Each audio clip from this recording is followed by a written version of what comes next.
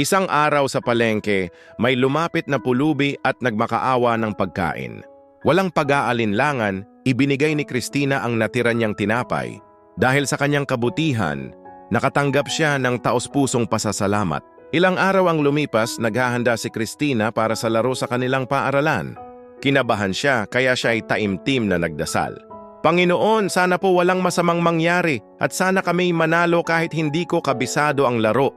Sa gitna ng laban, muli siyang nanalangin, Panginoon, tulungan niyo po ako. At sa kanyang puso narinig niya ang tinig ng Diyos, ay kaya mo yan, Christina.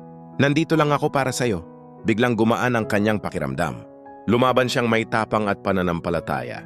At sa wakas, nagwagi ang kanilang grupo.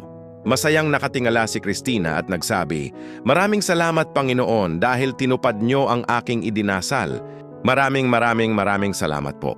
At ito ang paalala, huwag kalimutan ang dasal at pasasalamat. Sapagkat ang pusong marunong magdasal at magpasalamat ay pusong nagiging mabuti.